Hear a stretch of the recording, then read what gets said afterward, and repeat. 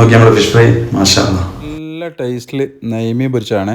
2 മീനാണ് ഇവിടെ നമ്മൾ പൊരിക്കുന്നത്. ഒരു ബൗൾ എടുത്തിട്ട് അതിലേക്ക് chilli powder, coriander powder, turmeric powder, pepper powder, salt, ginger garlic paste, ഒരു ലൈം ജ്യൂസ് ഒഴിച്ചിട്ട് നന്നായി അത് മിക്സ് ചെയ്യുക. ആ മസാല ഇനി ആ മസാല ഉണ്ടല്ലോ നമ്മളെ നെയ്മീനിലേക്ക് നല്ലോണം തേച്ച് പിടിപ്പിക്കുക.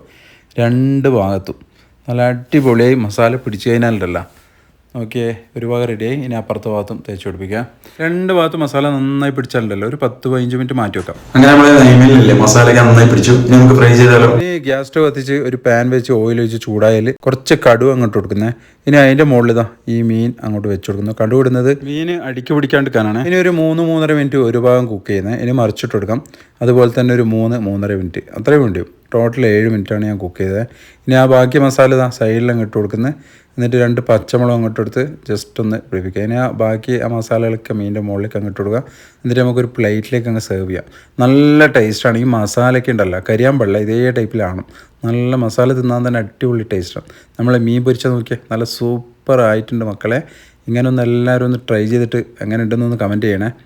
നമ്മൾ മീൻ നോക്കി അതിന് ഒരു രസം പൊട്ടിച്ച് തന്നിട്ടേ നല്ല നെയ്മീൻ ഇങ്ങനെ എൻ്റെ പൊന്നോ എന്താ ഒരു ടേസ്റ്റ് എന്താ പറയുക. നല്ല ചൂട് ചോറിൻ്റെ കൂടെ അങ്ങൊരു പിടുത്തം.